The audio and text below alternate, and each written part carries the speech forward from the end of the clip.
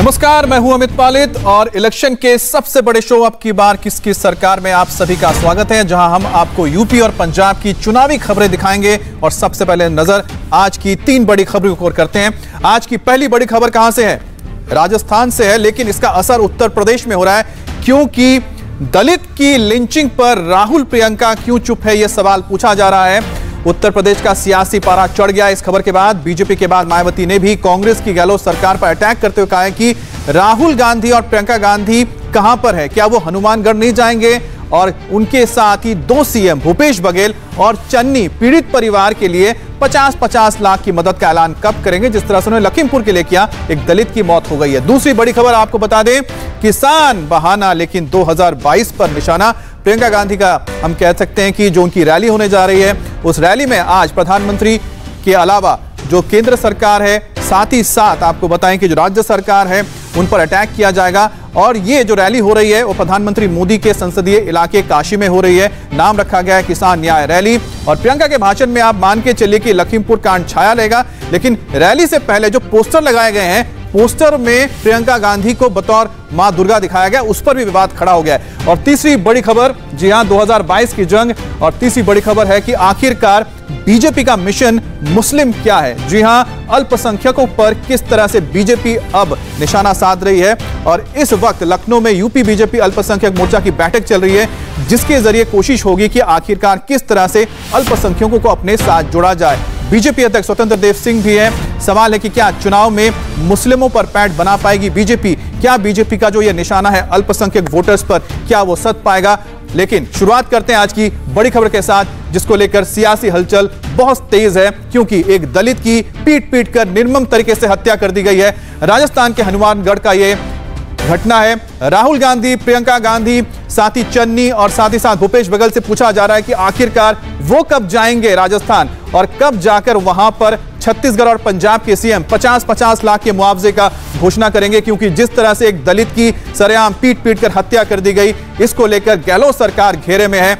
मायावती इस पर अटैक कर चुकी है, बीजेपी के जो लोग हैं वो अटैक कर रहे हैं, सवाल पूछ रहे हैं। और देखिए, यही वो निर्मम तस्वीर है। एक नहीं, 2 नहीं, बल्कि 7 लोगों ने एक शख्स की पीट कर, लाठी डंडे से पीट कर हत्या कर दी। उसका वीडियो बनाया, उसका वीडियो सामने आ चुका है। लेकिन बड़ा सवाल यह कि कोई पहली घटना नहीं है। राजस्थान में इसी तरह से दलितों के ऊपर कई अत्याचार हुए हैं, जिसके वीडियोस भी आए। इसको लेकर कई सवाल भी खड़े गए, लेकिन प्रियंका गांधी हो, राहुल गांधी हो, कोई भी आज तक राजस्थान में जाकर इनकी सुध नहीं ले। लेकिन अब जो ये लेटेस्ट वीडियो है, इसने सियासी पारा गर्मा दिया है। आपको दलित की हत्या पर सियासी वार पलटवार दिखाएंगे, लेकिन पहले दलित शख्स की पिटाई का ये वायरल वीडियो आप इस वक्त देख रहे हैं कि किस तरह से पीट कर इस दलित शख्स को मार डाला गया है। देखिए, 1 नहीं, 2 नहीं, यहां पर गिनिए 7 लोग हैं और 7 लोग एक-एक करके आ रहे हैं, पीट रहे हैं इसको लाठी डंडे से। वहां पर एक शख्स, इसके 2 लोग यहां पर लोग मौजूद हैं जो वीडियो भी बना रहे हैं। आखिरकार सवाल है कि आखिरकार क्यों इस तरह से एक व्यक्ति को इस तरह से पीट कर मार दिया जाता है? कानून कहां पर है? कानून आखिर है कहां पर? इसमें एक बार फिर से बात देखिए, किस तरह से पीटा जा रहा है और पीट कर उसकी हत्या कर दी जाती है। देखिए, यहां पर एक शख्स उसके ऊपर अपने घुटनों से भी वार कर रहा है।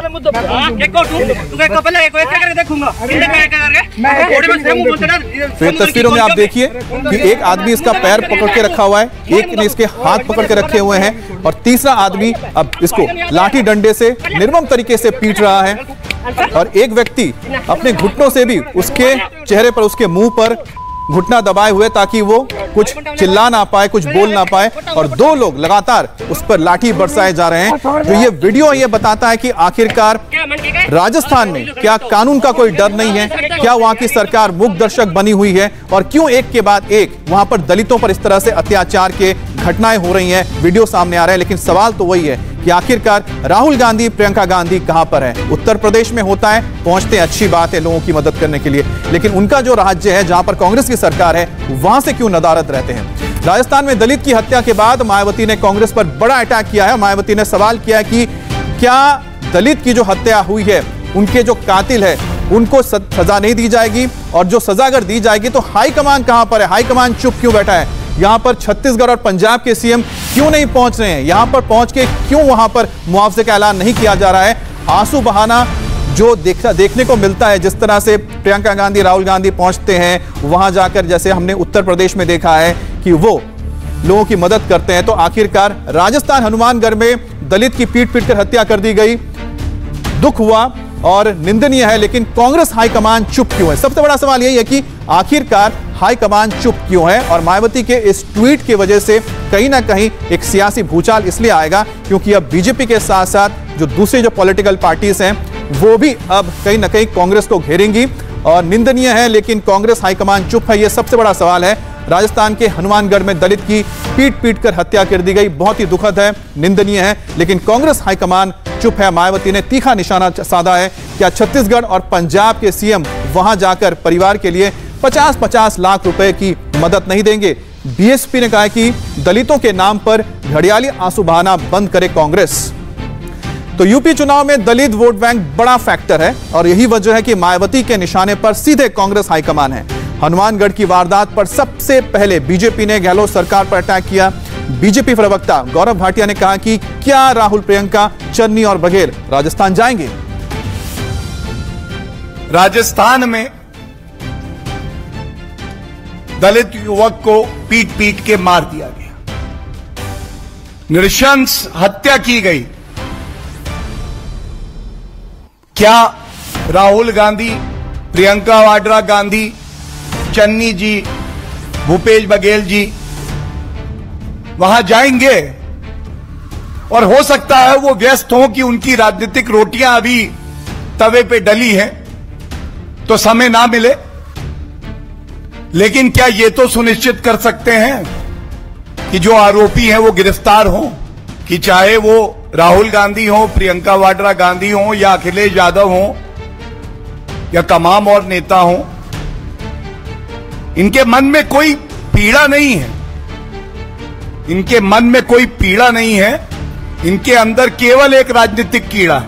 कांग्रेस के शासित राज्यों में मुख्यमंत्री के नाक के नीचे इस तरह की बर्बरतापूर्वक हत्या हो जाती है और वो सुध नहीं लेते हैं। और हनुमानगढ़ में दलित की हत्या के बाद गहलोत सरकार अब बैकफुट पर है। राज्यवर्धन सिंह राठौर ने आरोप लगाया कि राजस्थान में गुंडों की सरकार है। हालांकि कांग्रेस प्रवक्ता पवन खेड़ा ने सफाई दी है कि वारदात के बाद सरकार ने एक्शन लिया है। आप उस वीडियो को देखें तो इतनी बेरहमी से उस नौजवान को पीटा जा रहा है। एक दलित नौजवान को पीटकर उसको मार दिया गया और ये आए दिन होते हैं। आए दिन वीडियो आप सोशल मीडिया पे देखेंगे। राजस्थान के अंदर पूरा कानून व्यवस्था गुंडों के हवाले कर दी है।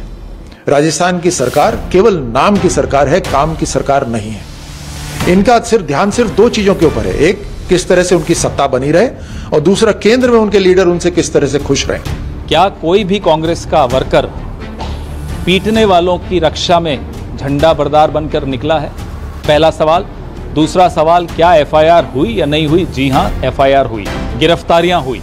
यह अंतर होता है। आप कठुआ देखिए, आप उन्नाव देखिए, आप हाथरस देखिए और अब आप लखीमपुर देखिए, हर जगह अपराधियों के साथ खड़ी हुई एक पार्टी दिखती है, वो है भारतीय जनता पार्टी। इस पर बात करने के लिए हमारे सहयोगी मनीष भट्टाचार्य हमारे साथ जुड़ गए हैं।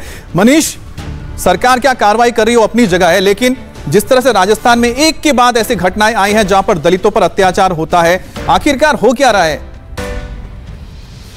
देखिए अमित, लॉ एंड ऑर्डर की सिचुएशन राजस्थान में बहुत ज़्यादा बिगड़ी हुई है। मैं इस घटना में सिलसिलेवार तरीके से आपको बताऊं कि 7 तारीख को घटना हुई, 8 तारीख को एफआईआर दर्ज हुई और लगभग 24 घंटे बीत जाने के बाद औपचारिक रूप से 3 लोगों को गिरफ्तार किया गया है, जबकि 11 लोगों को नामजद एफआईआर दर्ज किया गया है। 8 लोग अभी भी मौके से फरार बताए जा रहे हैं। वो कहाँ हैं, किसी को कुछ नहीं पता है। दूसरी बात ये बताना चाहूँगा अमित कि मुख्यमंत्री अशोक गहलोत, जिनके पास खुद गृह विभाग है और उसके बाद भी लॉ एंड ऑर्डर की हालात आप राजस्थान में देखिए, एक के बाद एक इस तरीके के मामले सामने आते हैं और एनसीआरबी के आंकड़ों में भी राजस्थान अव्वल रहा है। इस मामले पे कांग्रेस सरकार में राजस्थान में गहलोत के कोई भी मंत्री कुछ भी कहने को तैयार नहीं है। कोई नेता ना बात कर रहा है, ना इस पर कोई जवाब दे रहा है, ना कुछ बताने को तैयार है कि हनुमानगढ़ की इस घटना पर अपराधियों की गिरफ्तारी कब होगी। अब आप अंदाजा लगाइए कि राजस्थान की हालत क्या है। अभी फिलहाल जो बीजेपी के नेता हैं सतीश पुनिया, उन्होंने जरूर विरोध व्यक्त किया है और जो परिजन हैं उसके वो वहां पर बैठे हुए हैं, लेकिन गिरफ्तारी अभी भी 8 लोगों की नहीं हुई है। ये वो 8 लोग हैं जो इस पूरे वीडियो में साफ तौर पे दिखाई दे रहे हैं, उनके चेहरे दिखाई दे रहे हैं, जो पीट पीट कर निर्मम हत्या की है, लेकिन अभी भी पुलिस की गिरफ्त से फरार हैं। अमित, बहुत बहुत शुक्रिया आपका। अब दलित की हत्या को लेकर कांग्रेस निशाने पर है और इस बीच प्रियंका गांधी का मिशन यूपी आज से शुरू हो रहा है। आज वाराणसी में किसान न्याय रैली कर रही हैं प्रियंका गांधी और रैली का नाम पहले प्रतिज्ञा यात्रा था, लेकिन बाद में उसको यानी कि जो लखीमपुर कांड है उसके बाद इसका नाम रख दिया गया किसान न्याय रैली। अब इसमें बताया जा रहा है कि भूपेश बघेल भी आ सकते हैं, साथ ही साथ यहाँ पर चन्नी भी आ सकते हैं, लेकिन उससे पहले काशी विश्वनाथ मंदिर में जाके पूजा करेंगे प्रियंका गांधी। वहां पर मां दुर्गा के मंदिर भी जाएंगे, पूजा पाठ करने के बाद फिर वो पहुंचेंगी रैली के मैदान में। तो इस वक्त आप तस्वीरें देख रहे हैं कि प्रियंका गांधी काशी पहुंच चुकी है, यानी कि वाराणसी पहुंच चुकी है और वाराणसी पहुंचने के बाद अब उनका आज का एक कार्यक्रम शुरू होगा। प्रियंका की रैली के पहले की एक नया विवाद भी शुरू हो गया, क्योंकि जो पोस्टर वहां पर लगाए गए हैं उनके रैली को लेकर, आपको दिखाते हैं पोस्टर। एक बार देखिए किस तरह के पोस्टर है। इस पोस्टर में आपको मां दुर्गा की प्रतिमा दिखाई देगी, लेकिन जो चेहरा इसमें है प्रियंका गांधी का है और इसी को लेकर ही जो बीजेपी समेत जो दूसरे लोग हैं जिनका कहना है कि ये जो पोस्टर है ये कहीं ना कहीं उनके देवी देवता का अपमान है। और साथ ही साथ आप देखिए यहाँ पर प्रियंका गांधी का फोटो लगा हुआ है, नीचे लिखा हुआ है जो असुर है, इसको असुर की जगह पे लिखा हुआ है कि किसान को मारने वाले। और हमारे साथ इस वक्त रुचि कुमार भी जुड़ गई हैं। रुचि, प्रियंका गांधी का जो कार्यक्रम है वो अब से थोड़ी देर में शुरू होने वाला है, लेकिन एक विवाद भी खड़ा हो गया है। पहली चीज है कि जो रैली है उसका क्या मकसद है, उसका क्या इंपैक्ट आपको लगता है कि होने जा रहा है, और दूसरी बात है कि जो विवाद शुरू हुआ है उसको लेकर क्या कहा जा रहा है, क्या कांग्रेस की ओर से कुछ कहा गया? देखिए, ऐसा है कि कांग्रेस ने ये रैली पहले से प्लान कर रखी थी, लेकिन अब लखीमपुर कांड हो गया है तो किसानों से जोड़कर किसानों को न्याय दिलाने के नाम से कांग्रेस ये रैली कर रही है। अगर आप ईस्टर्न यूपी पूरा अमित देखेंगे तो कांग्रेस के लिए काफ़ी ज़्यादा महत्वपूर्ण है। वो 2017 में जब कांग्रेस ने सिर्फ 7 सीटें यूपी से जीती थी तो 4 इस इलाके से जीती थी। पूर्वांचल जो है वो पूरा करीब 156 सीट्स वहाँ पे विधानसभा की आती हैं, 26 जिले के आते हैं वहाँ पर। तो कांग्रेस का ये प्लान था कि अगर वहाँ से प्रियंका गांधी एक अच्छी तरह रैली करेंगी, एक कैंपेन लॉन्च करेंगी तो उसका असर काफ़ी दूर दूर तक जाएगा और कांग्रेस को आने वाले 2022 के विधानसभा चुनाव में ताकत के साथ चुनाव लड़ने में ये मदद करेगा। लेकिन तब तक लखीमपुर कांड हो गया और सबने देखा कि प्रियंका गांधी ने किस तरह से लखीमपुर कांड में आगे आकर जो किया, उससे कांग्रेस के कार्यकर्ताओं में एक नया उत्साह आया।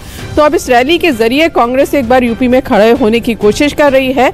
काफ़ी ज़्यादा वहाँ पे भीड़ जमा करने की कोशिश है कांग्रेसियों की, लेकिन बड़ा सवाल यही है कि यूपी में क्योंकि कांग्रेस का बेस नहीं है तो कितना ज़्यादा ताकत हासिल कर पाती है प्रियंका गांधी, ये देखने वाली बात होगी। और कांग्रेसियों में बहुत उत्साह है। उनका कहना है कि प्रियंका गांधी का जो विवाद हो रहा है कि दुर्गा जी के चेहरे की जगह प्रियंका का लगा दिया, तो उनका कहना है कि एक तरह का सिंबॉलिक वो है कि नारी शक्ति की प्रतीक प्रियंका गांधी हाल के दिनों में बनी है। अमित जी बिल्कुल, तो इस तरह के जो पोस्टर जब लगते हैं तो थोड़ा बहुत विवाद तो जरूर होता है, लेकिन ये देखना कि आखिरकार जो ये रैली हो रही है इसका कितना इंपैक्ट पड़ता है पूर्वांचल के इलाके में। बहुत बहुत शुक्रिया आपका रुचि। और अब बात बीजेपी के मिशन मुस्लिम की। लखनऊ में इस वक्त बीजेपी अल्पसंख्यक मोर्चा की बैठक हो रही है, जहां 2022 चुनाव की रणनीति पर मंथन हो रहा है और इस बैठक में यूपी बीजेपी अध्यक्ष स्वतंत्र देव सिंह भी शामिल हैं और बीजेपी चुनाव के मद्देनजर अल्पसंख्यकों में पैठ बनाने की कोशिश की जा रही है और इसी पर चर्चा है। इंडिया टीवी हर वक्त हर जगह डाउनलोड करने के लिए सर्च करें India TV news Google play store या ऐप स्टोर पर।